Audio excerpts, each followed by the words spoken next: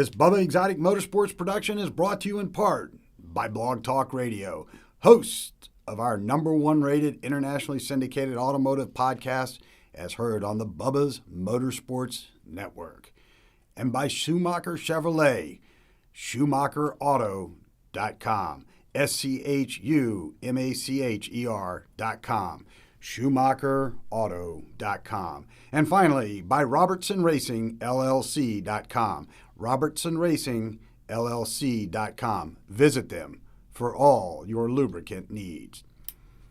Good morning, everybody. It's Monday morning. We hope you had a wonderful weekend. We're coming to you live from inside the main facility here at Bubba's Exotic Motorsports. Bub, how you doing today? I'm doing good, but I'm clearly dicking it all up. My phone is on loud, not on silent. Friday, I did the same thing, man. This guy's been all over this morning. Wait a minute. It's not been me. We are always incident-free around this facility. What does that always, have to do with and now anything our right producer's now? phone's going off. Listen to this guy.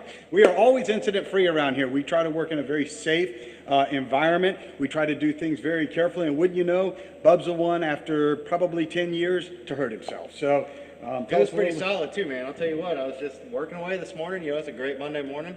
No reason that I've had any trouble today so far. Yesterday was great. So anybody out there wondering if we went out and partied last night, we did not. There were no fireworks. There weren't any fireworks for the end of the Another Honda great Classic. scheduling That's here, right, by the way. exactly. Yeah, how about that? Not at all. A little bit of blood there on your shirt this morning, Bub. It looks like a battle Come line. on. How about it? It's Today all we're good. gonna talk a little bit about building engines Bubba style. And one of the things that we've learned as we've invited you into our lives is just how meticulous Bub really is behind the scenes. And we have Bub's working on a 2002 Dodge pickup. It's one of his fleet clients.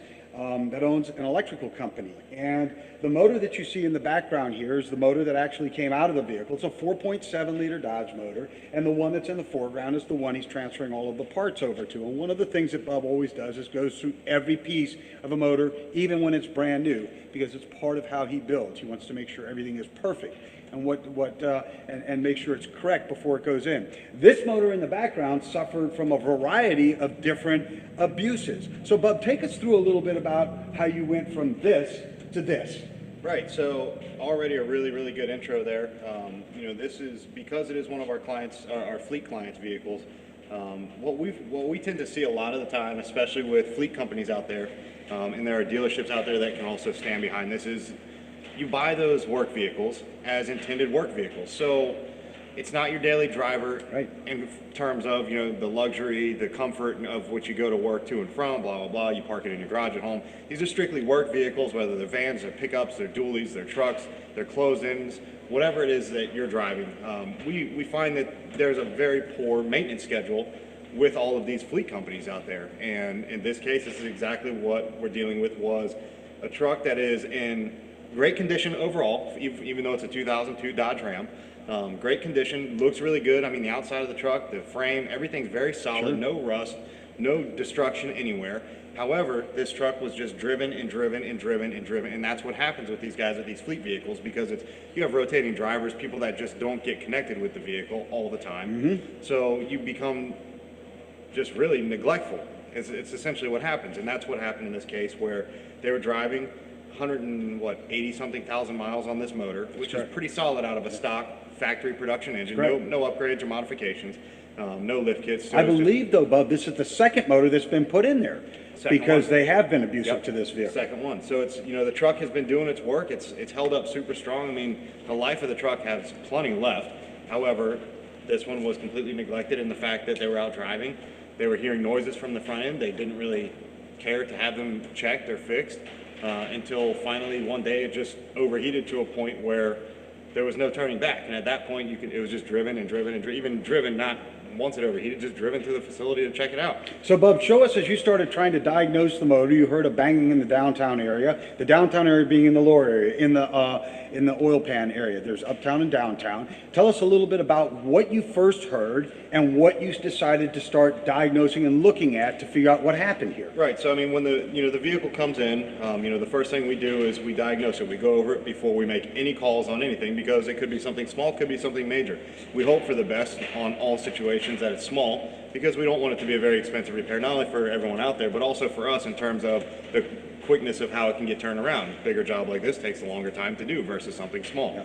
So had we have caught this problem before it became a big issue. And you like all of your fleet vehicles in on a 30-day rotation. Yeah, I mean, period. just guaranteed, whether you're driving 1,000 miles, 500 miles, or 10,000 a month, you never know how much you're going to do. Correct. But the first thing we did was pull it in, we diagnosed it, the engine still started up and fired up, ran like absolute crap. But sure enough, we definitely heard not only rotational noise coming from the front of the engine area, but also you could hear a knocking noise coming from internally of the motor. So just continued on looking, and finally, once we had shut the truck off, we had started checking fluid levels, checking the transmission fluid, the radiator fluid, the coolant, which is the radiator fluid, but also the engine oil. We checked over everything. We saw that the engine oil was actually a milky residue, almost like a chocolate milk, which is a common sign of a blown head gasket. When you have coolant that mixes with oil, it becomes very milky and foamy white. A lot of people can check that by checking underneath the oil cap. You'll see that a lot. But you can also, don't get that mistaken with seeing some moisture from your crankcase ventilation. You can get that on the bottom of oil caps, even just naturally driving. So we started checking it out. Then sure enough, just reaching over the front of the motor, just checking for that rotational noise that I had heard at first, I had actually found that the water pump, not this one here, but the water pump itself was completely locked up. So I could grab the entire fan assembly and move it a ½ inch each direction. So here's the actual original water pump. This one actually is Mopar stamped, so if this was transferred over from the last motor replacement, maybe it wasn't a new one put on, no matter what, whenever I do new installs, I always put new components on them in terms of serpentine system, all of your fluids, whether it be oil, coolant, blah, blah, blah. But this pump is actually Locked up. locked up. Now remember, that is being forced to turn with the strength of that motor. We can see back here, there's a lot of rust. This indicates that the coolant was not serviced on a regular basis. Correct. You want to stay up with your coolant so you don't see rust deposits even on aluminum. That's an even bigger tale. That had been a long time since that coolant had been serviced. Now that's tough when you've got your air conditioning running and you're running in 100-degree South Florida heat with 90% humidity. So that's a really good point there too, is that, this is where it comes in, not just wait till you hear a problem, just from a service standpoint. When you can look and you can see that, and this happens a lot, I mean, sometimes people will change their upper radiator hose, or they'll change maybe a heater hose, something started leaking along the way. And you can naturally, as you get into that system, when you drain that coolant down, if you're just changing your hose, that's a good time also to check, even if you're up to service on things, and see what the condition of inside all of your porting is, inside the plumbing, everywhere. You'll see exactly what's going on, and you'll have an idea of really how far you need to take your service, whether it be flushing the coolant system out, going through everything.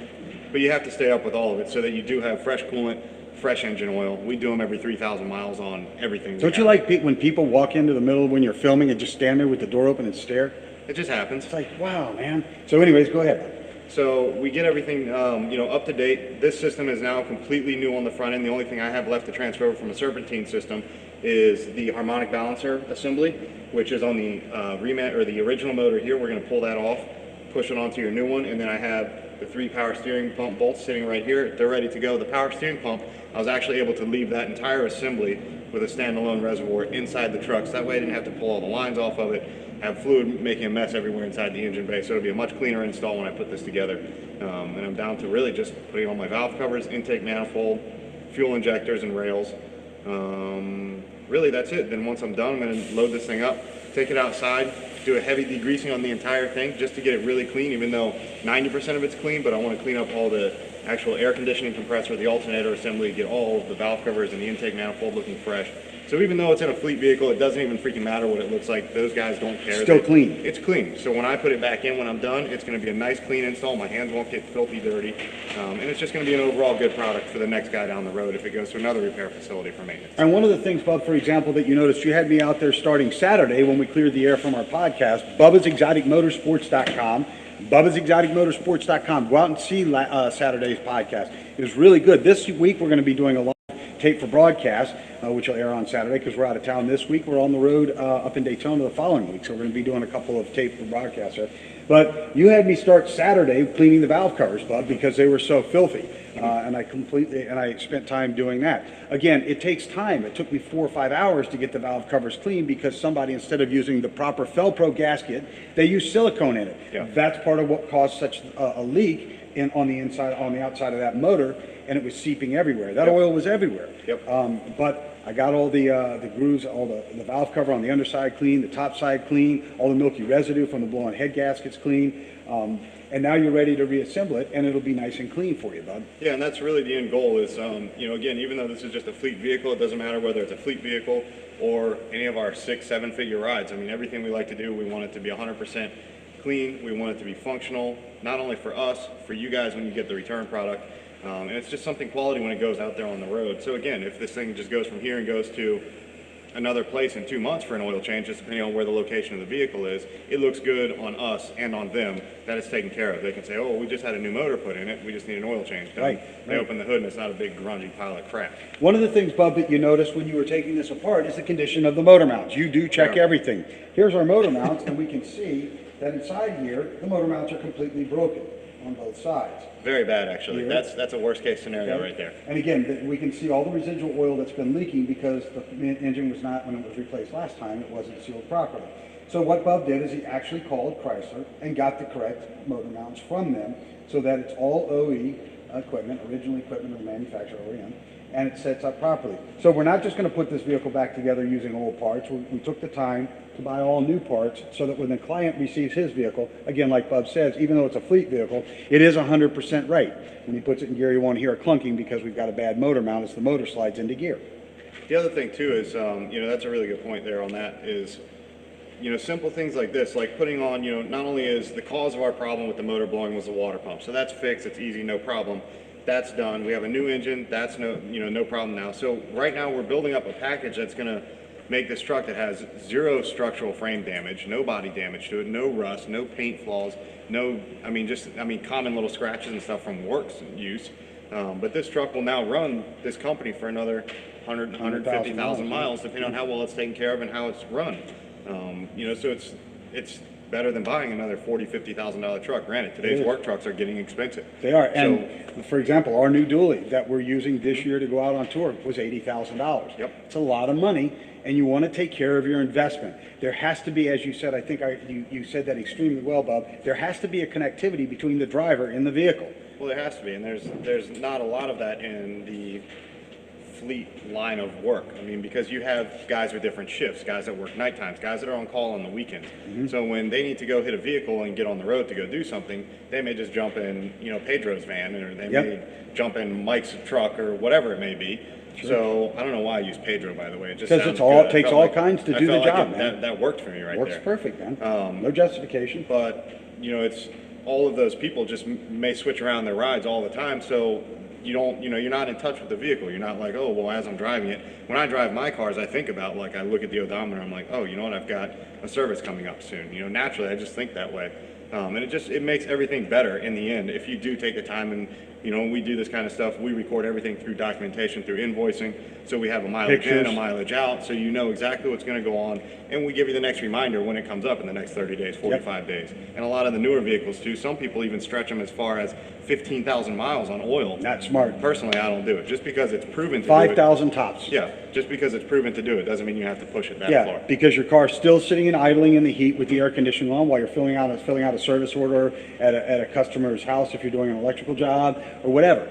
You still need to keep that oil changed. Yeah. You know, and you need to take care of it. So the bottom line is, sure, it may take a little bit longer, and we've talked a lot about this lately, but it's always worth the extra time. We're doing the head of the PGA's, Pro Golf Association, BMW. And the more we go into the body, the more we find that there's severe rust hidden deep underneath the Bondo and underneath the paint. Well, while a client may not be excited about the fact that it's taking a longer period of time, it certainly produces a better product when you slow it down, cut out all the bad metal, weld in new, and do the job properly so that in 6 months down the road, the customer's hard-earned money isn't spent with bubbles under it and they come back with a bad opinion of you. It's just slowing it down, man. That's it. And Slow it down, do it right. That's it. And that's the way to do it. And that's what we call doing it Bubba style. Slowing your roll and doing it right each and every time. Can we talk about, though, how every one of these bolts is not only torqued to the correct spec, but they're all turned horizontally? That's part of the way you build. Can we talk about this right now? That's the way you build.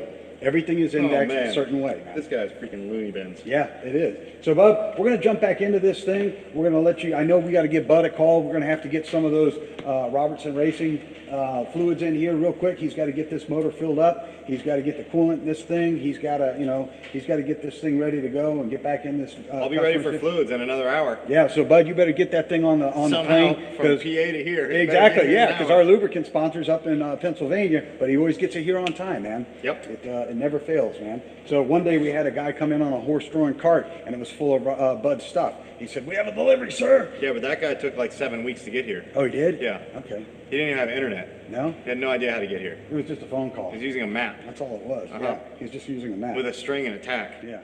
Yeah. Points. Yeah, exactly. So, Bub, we're going to jump back into this thing. We're going to get this truck bolted back up and ready to go. Yeah. Got a lot of stuff going on, man, this week. Be some fun interviews. Stay up with us there on Bubba's Exciting Motorsports.